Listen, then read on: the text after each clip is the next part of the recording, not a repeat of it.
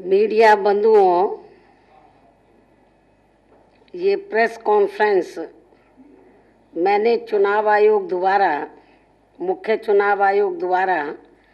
आज जारी किए गए आदेश दिनांक 15 अप्रैल के संबंध में बुलाई है। इस आदेश में चुनाव आयोग ने कहा है कि हमने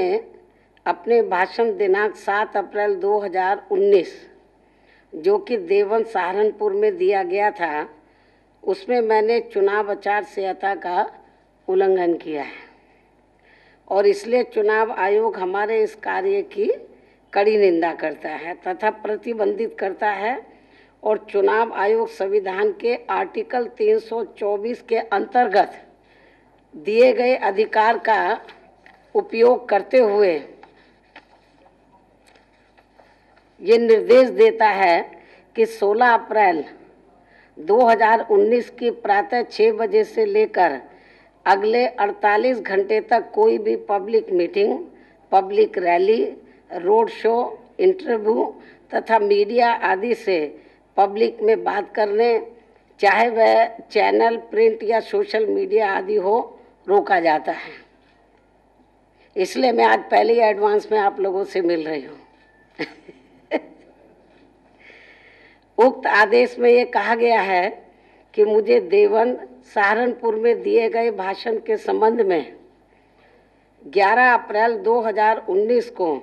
एक शो कॉज नोटिस दिया गया था, जिसका कि जवाब मैंने 24 घंटे के भीतर 12 अप्रैल 2019 को दे दिया था। उसकी जो जवाब दिया उसकी भी कापी प्रेस के बाद आपको दे दी जाएगी, जो नोटिस दिया वो भी।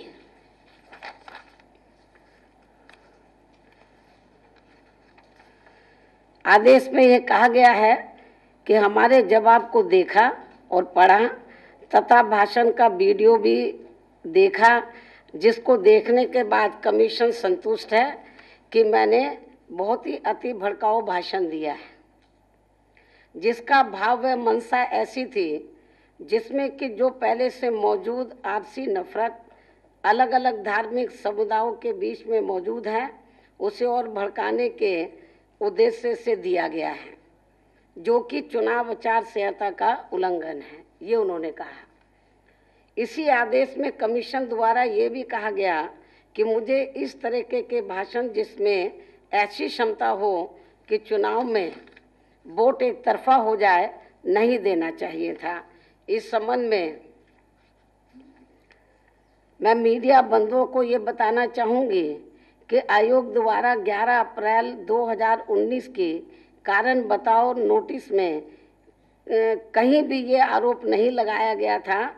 कि हमने कोई भड़काऊ भाषण दिया था। जो उन्होंने नोटिस दिया था उसमें बिल्कुल किधर नहीं लिखा है कि हमने भड़काऊ भाषण दिया था। नोटिस की भी कापी आपको देंगे हम। इस संबंध में मैं मीडिया बंधुओं को ये बताना चाहूँगी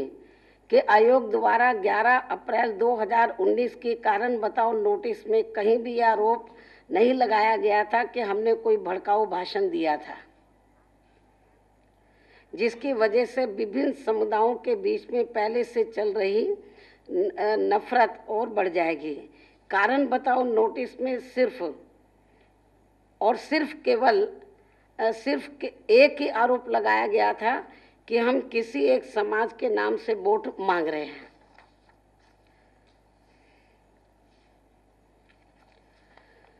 कारण बताओ नोटिस के जवाब में मैंने स्पष्ट कर दिया था कि हमने अपने भाषण में कहीं भी जाति व धर्म के नाम पर वोट नहीं मांगा है, बल्कि मैंने स्पष्ट तौर से सभी वर्गों एवं धर्मों के लोगों से गठबंधन के प्रत्याशियों को वोट देने की अपील की थी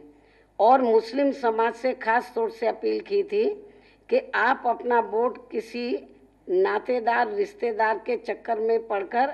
बंटने ना दें, जिसका कि स्पष्ट मंशा थी एवं एक ही निष्कर्ष निकलता है कि मुसलमानों को धार्मिक आधार पर या रिश्ते नातों या नातेदारों के चक्कर में पड़कर अपना वोट नहीं बांटना चाहिए और अपना वोट एक तरफा गठबंधन के प्रत्याशी को देकर बीजेपी को हराना चाहिए। कारण बताओ नोटिस के जवाब में मैंने ऊपर लिखी बात को यहाँ जो अभी बताया है, जो मैंने उनको लिख कर दिया, इस बात को पुनः स्पष्ट किया था कि पूरे भाषण में मैंने कहीं भी किसी प्रकार से धार्मिक भावनाओं को भड़काया नहीं है और ना ही किसी धर्म के प्रति कोई बयान दिया है जिससे कि वातावरण खराब हो। अपने जवाब में मैंने ये भी लिखा कि भाषण की कोई सीडी मुझे उपलब्ध नहीं कराई गई है। जो मुझे उन्होंने जवाब मांगा तो सीडी तो देनी चाहिए थी। मैंने अपने जवाब में ये भी लिखा कि भाषण की कोई सीडी मुझे उपलब्ध नहीं कराई गई है तथा यह अनुरोध किया था कि पूरे भाषण को सुना जाए, जिससे ये स्पष्ट हो जाएगा कि मैंने किसी एक समाज व धर्म के लोगों से वोट नहीं मांगा है, बल्कि सर्व समाज से वोट देने की अपील की है। इन सभी बातों को पूर्ण रूप से नज़रअंदाज करके आज चुनाव आयोग ने दोपहर बाद अचानक एक आदेश दे करके दिनांक 16 अप्रैल 2019 यानी कि कल सुबह 6 बजे से मेरे ऊपर 48 घंटे का हर प्रकार का प्रतिबंध लगा दिया है, जिसके अंतर्गत परम पूज्य बाबा साहब डॉक्टर भीमराव अंबेडकर द्वारा बनाए गए संविधान में जो इस देश के हर नागरिक को एक मूलभूत अधिकार अनुच्छेद 19 में दिया गया है, उसमें हमें वंचित किया जा रहा है, और वह भी बगैर किसी व्यक्तिगत सुनवाई के। या तो मुझे सुनना चाहिए था, वह भी बगैर किसी व्यक्तिगत सुनवाई के तथा बगैर कोई साक्ष्य सीडी वगैरह दिए हुए। संविधान के अनुच्छेद 19 द्वारा स्पष्ट रूप से हर नागरिक को मूलभूत अधिकार दिया गया है कि उसको कहीं भी आने जाने से तथा अपनी बात रखने से वंचित नहीं किया जा सकता है। परंतु यहाँ भारत निर्वाचन आयोग द्वारा एक ऐसा अभूतपूर्व आदेश पारित किया गया है जिसके तहत संविधान में दिए गए इन मूलभूत अधिकारों से मुझे पूर्ण रूप से गलत आधारों पर बगैर किसी सुनवाई के असंवैधानिक तरीके से तथा क्रूरतापूर्वक वंचित कर दिया गया है। यह आदेश भारत निर्वाचन आयोग के इतिहास में हमेशा के लिए काला दिवस के रूप में ही जाना जाएगा। जल्दबाजी में लिए गए इस निर्णय को, जो कि स्पष्ट तौर पर किसी दबाव में आकर लिया गया ही प्रतीत होता है, इसको इस देश का गरीब, खासकर इस देश का गरीब, मजलूम, असहाय, शोषित एवं वंचित समाज कभी भी भुला नहीं पाएगा। इस आदेश के पीछे छुपी हुई मंशा स्पष्ट है कि हम बहुजन समाज पार्टी की मुखिया के रूप में ऐसे समाज के लोगों से भारतीय जनता पार्टी को सत्ता से उखाड़ फेंकने की अपील ना कर सके। ये सब बातें इससे और भी स्पष्ट हो जाती हैं कि भारत निर्वाचन आयोग को ये भली भांति ज्ञात है कि उत्तर प्रदेश में जो दूसरे चरण की पोलिंग है वह 18 अप्रैल को है और उसके प्रचार का अंतिम समय कल 16 अप्रैल को 5 बजे खत्म होता है, और हमारी आगरा की जनसभा, जिसकी की पूर्व में ही लिखित अनुमति ली जा चुकी है, कल दिनांक 16 अप्रैल को आगरा में निर्धारित थी। इस आदेश का नतीजा ये है कि आगरा, फतेहपुर सीकरी एवं मथुरा के लोगों से जो कल हम अपनी आगरा में होने वाली रैली में बहुजन समाज पार्टी एवं गठबंधन के प्रत्याशियों से संबंधित वोट देने की अपील करने वाले थे, उसे ना कर सके। यही मकसद है। मैं इसलिए इस बात को जोर देकर ये कह रही हूँ क्योंकि अगर भारत निर्वाचन आयोग की कोई ऐसी मंशा नहीं थी तो कल, जो कि दूसरे चरण के प्रचार का अंतिम दिवस है, तो उस दिन से इस आदेश को लागू ना किया गया होता, बल्कि इसको एक दिन बाद से लागू किया जा सकता था। जहाँ तक उत्तर प्रदेश के मुख्यमंत्री योगी के संबंध में भारत निर्वाचन आयोग द्वारा दिया गया आदेश की बात है, तो उससे भारतीय जनता पार्टी को कोई फर्क नहीं पड़ता, क्योंकि वह पार्टी के अध्यक्ष नहीं है जैसे कि मैं हूं। भारतीय जनता पार्टी के अध्यक्ष श्री अमित शाह एवं श्री नरेंद्र मोदी को भारत निर्वाचन आयोग ने खुली छूट दे रखी है कि वह विभिन्न समुदायों में नफरत फैलाते रहें और इस देश की सुरक्षा से खिलवाड़ करते रहें। पर अफसोस कि भारत निर्वाचन आयोग ने श्री नरेंद्र मोदी एवं श्री अमित शाह और बीजेपी के अन्य नेताओं द्वारा दिए गए भाषण को सुनकर उनके खिलाफ कार्रवाई करने की जगह इस मामले में अपने कान व आंख दोनों को ही इन्होंने बंद कर लिया है। भारतवर्ष एक लोकतांत्रिक देश है, जहां पर चुनाव में दिए गए भाषणों व सुनी हुई बातों से यह आम जनता तय करती है और मन बनाती है कि किसको वोट देकर चुनना है और किसको बाहर का रास्ता दिखाना है। ऐसी स्थिति में इस तरह के आदेश को अचानक पारित किए जाने के कार्य को लोकतंत्र की हत्या नहीं कहा जाएगा तो और क्या कहा जाएगा। परंतु मुझे अपने समर्थकों एवं अनुयायियों पर पूर्ण रूप से विश्वास एवं भरोसा भी है कि वह भारत निर्वाचन आयोग के इस आदेश के पीछे छुपे हुए उद्देश्य को जरूर समझेंगे और अब आने वाले हर चुनाव की तारीखों में पहले से ही ज़्यादा जागरूकता के साथ एक तरफा बगैर डरे हुए या बगैर परेशान हुए अपना वोट निडर होकर बहुजन समाज पार्टी तथा गठबंधन के सभी प्रत्याशियों को देकर भारतीय जनता पार्टी तथा अन्य विरोधी पार्टियों के प्रत्याशियों की जमानत जब्त कराने का कार्य करेंगे। और हमारी आवाज की जगह अब ये सब लोग मेरी आवाज स्वयं बनकर अपनी बात समाज के बीच में रखते हुए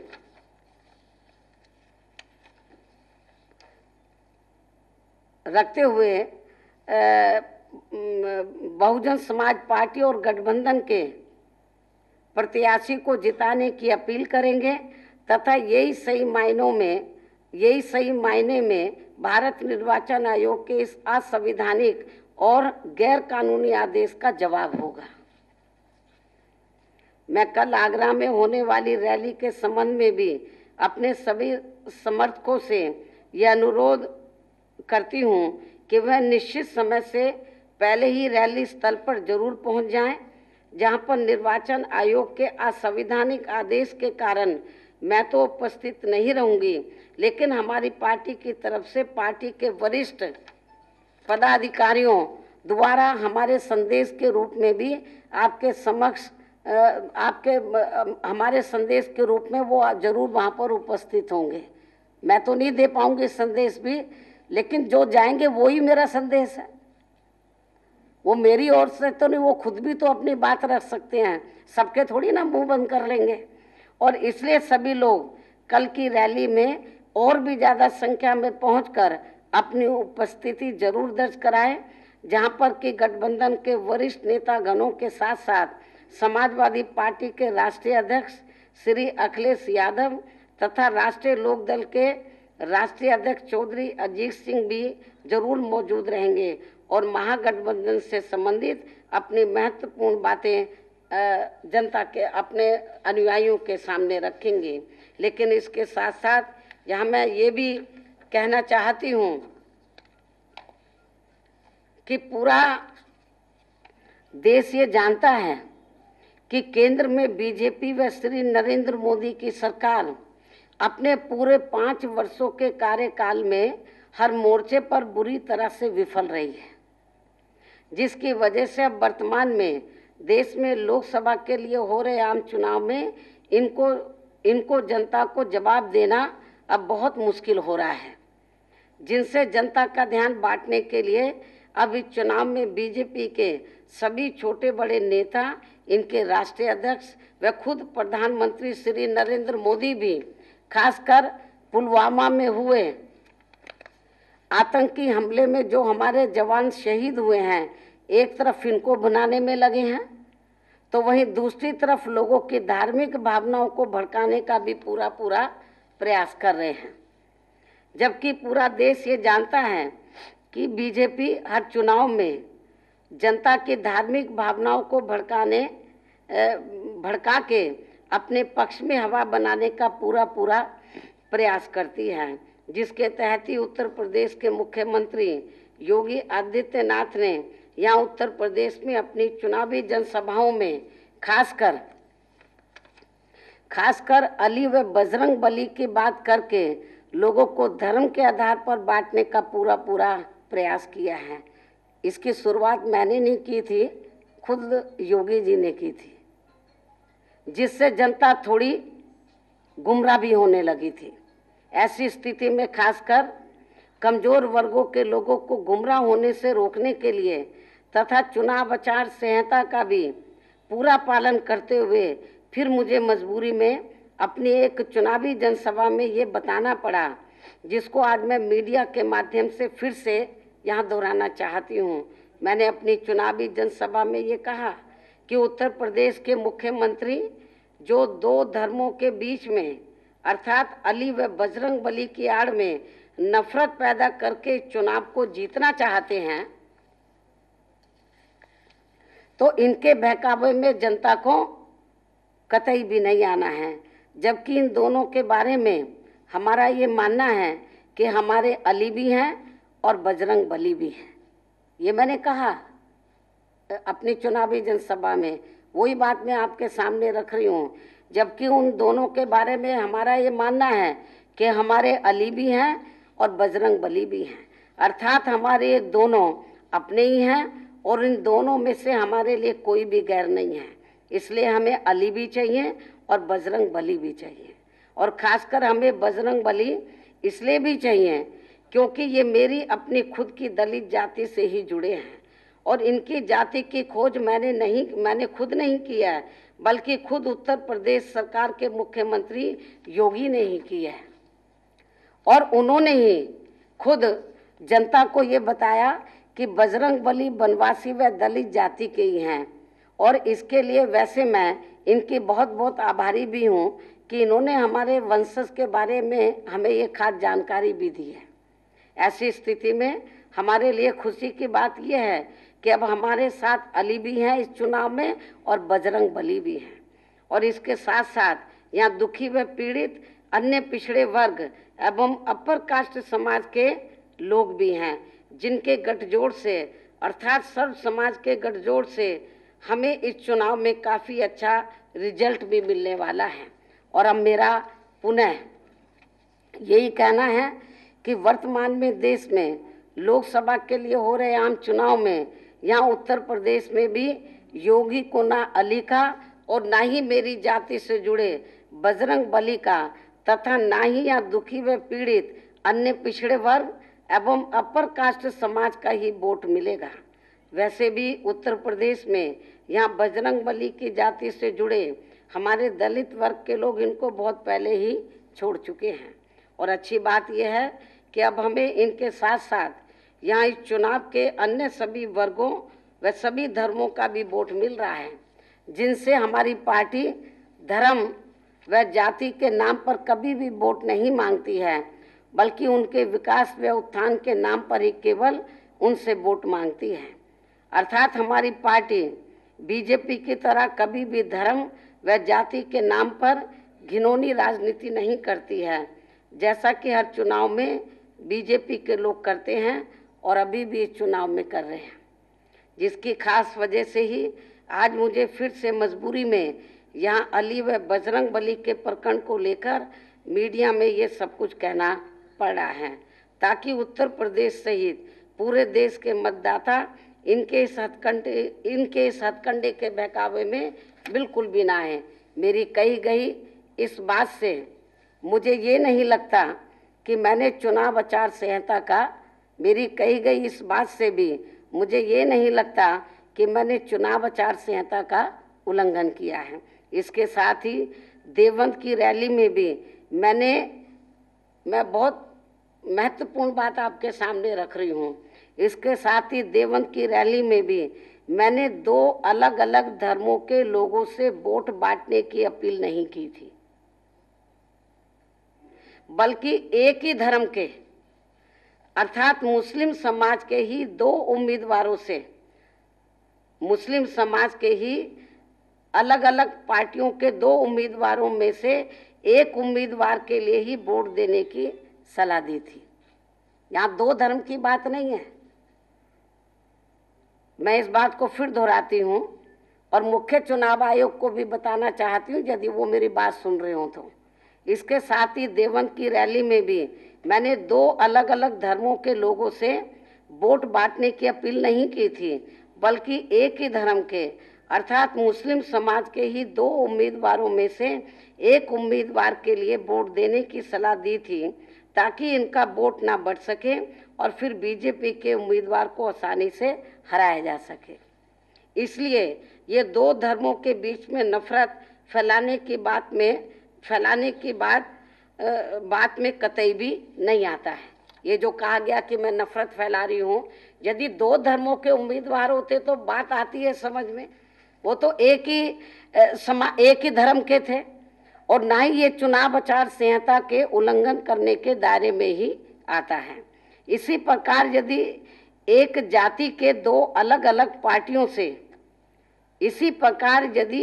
एक ही जाति के दो अलग अलग पार्टियों से उम्मीदवार चुनाव लड़ते हैं और एक ही जाति के हैं और उन्हें खासकर बीजेपी के उम्मीदवार को हराने के लिए ये कहा जाता है कि आप लोग अपना वोट नहीं बांटेंगे, बल्कि उस उम्मीदवार को एक तरफा अपना वोट देंगे जो बीजेपी के उम्मीदवार को चुनाव हराने में सक्षम है।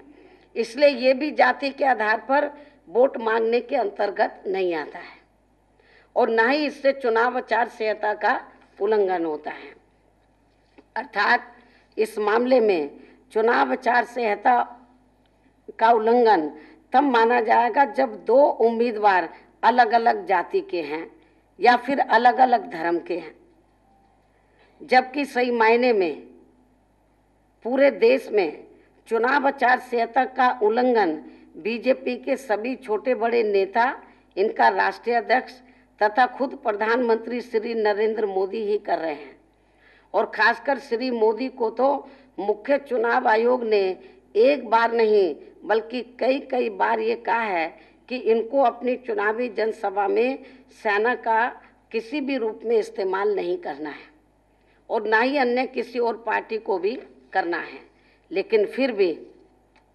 लेकिन यहाँ खास ध्यान देने की बात यह है कि लेकिन फिर भी लगातार श्री नरेंद्र मोदी अपने राजनीतिक लाभ के लिए किसी न किसी रूप में अपनी चुनावी जनसभाओं में सेना का अभी तक भी लगातार इस्तेमाल कर रहे हैं,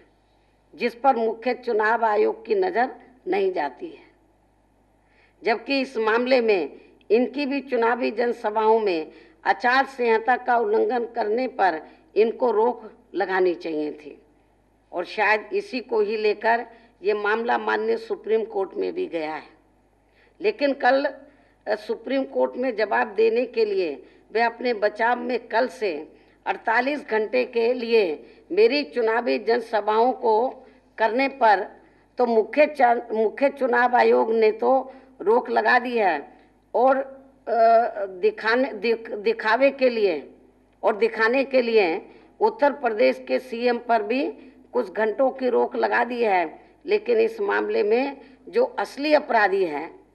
जिसने चुनाव आचार संहिता का उल्लंघन किया है, उसके विरुद्ध अर्थात पीएम श्री नरेंद्र मोदी के विरुद्ध अभी तक भी मुख्य चुनाव आयोग की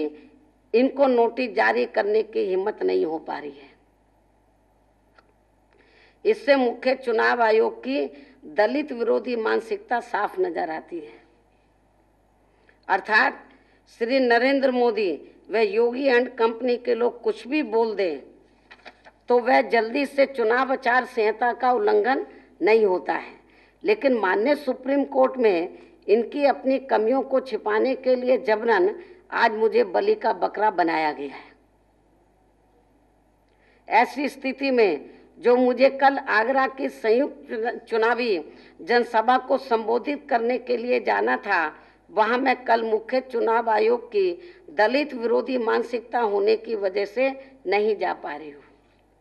लेकिन कल ये संयुक्त रैली आगरा में जरूर होगी, जिसमें गठबंधन के, मैं तो नहीं जा पाऊंगी, लेकिन इस रैली में हमारे गठबंधन के प्रमुख सहयोगी अर्थात सपा के राष्ट्रीय अध्यक्ष श्री अखिलेश यादव व आरएलडी के राष्ट्रीय अध्यक्ष चौधरी अजीत सिंह भी तथा बीएसपी की ओर से हमारी पार्टी के वरिष्ठ पदाधिकारी भी यहाँ अपने गठबंधन के उम्मीदवारों को जिताने के लिए मतदाताओं से अपील करेंगे। और साथ ही इस मौके पर और ये सभी हमारे गठबंधन के नेता भी मेरी ओर से वोट देने का भी यहाँ की जनता से पुरजोर अपील करेंगे। लेकिन फिर भी आज मैं मीडिया के माध्यम से आगरा लोकसभा की रिजर्व सीट के व फतेहपुर लोकसभा की सामान्य सीट के भी लोगों से ये अपील करती हूँ कि वे चुनाव आयोग के आज लिए गए इस फैसले से मेरे कल आगरा में ना पहुंचने की स्थिति में बिल्कुल भी निराश व उदास नहीं होंगे और इसकी ब्याज सहित पूरी भरपाई मैं आगे चलकर जरूर कर दूंगी, यदि हमें केंद्र में अपनी सरकार बनाने का मौका मिल जाता है। और इसके लिए आज मैं एडवांस में ही आगरा व फतेहपुर लोकसभा की सीट के लोगों से ये कहना चाहूँगी, केंद्र में हमारी सरकार बनने पर फिर मैं सबसे पहले आगरा व फतेहपुर लोकसभा की सीट के लोगों को यहाँ आगरा पहुंचकर खुद इस बात के लिए आभार प्रकट करने के लिए आऊँगी कि इन्होंने चुनाव आयोग के जातिवादी रवैये का मुकाबला करके फिर भी यहाँ अपनी इन दोनों सीटों को जिताया है। अर्थात सरकार बनने की स्थिति में फिर सबसे पहले मुझसे मिलने का सौभाग्य यहाँ आगरा व फतेहपुर लोकसभा की सीट के लोगों को ही मिलेगा। और अब मेरा यही कहना है, इन दोनों सीटों के क्षेत्र के लोगों को, बीएसपी के उम्मीदवारों को हाथी चुनाव चिन्ह के सामने वाले बटन को दबा के इनको ये जरूर कामयाब बनाना है, इनको जिताना है। इस पुरजोर अपील के साथ ही मीडिया के माध्यम से, वैसे तो मैं कल भाषण देती, कल अपनी बात रखती, लेकिन कल प्रतिबंध लगा हुआ है, इसलिए मैंने समय का सदुपयोग करते हुए तो आज ही मैंने तो आगरा और फतेहपुर सीकरी के क्षेत्र के लोगों से गठबंधन के, खास तौर से बीएसपी के जो उम्मीदवार वहाँ चुनाव लड़े हैं, तो उनको जिताने की, वहाँ की जनता से उनको जिताने की मैं पुरजोर अपील करते हुए, और बीएसपी का जो चुनाव चिन्ह हाथी है, तो हाथी चुनाव चिन्ह के सामने वाले बटन को दबाकर, क्योंकि जो मेरी चुनावी जनसभाओं में भीड़ हो रही है उसको लेकर इनकी नींद उड़ी हुई है, खासकर विरोधी पार्टियों की और बीजेपी की। वो बड़े दुखी हैं कि ये क्या हो रहा है ये। अब उनको और तो कोई कैसे रोके मायावती को, तो उन्होंने मुख्य चुनाव आयोग का सहारा लिया। मैं समझती हूँ ये ठीक नहीं है, लोकतंत्र में ये संविधान की गरिमा के खिलाफ है। और मैं ये चाहूँगी कि मुख्य चुनाव आयोग ने ये जो गलती की है तो इसके ऊपर हो सके तो पुनर्विचार कर ले, नहीं तो इसका जवाब तो देश की जनता इनको जरूर देगी, चुनाव में देगी, और बीजेपी वालों को भी इसकी सजा देगी। तो इन्हीं जरूरी बातों के साथ ही मैं अपनी बात यहीं समाप्त करती हूँ। धन्यवाद।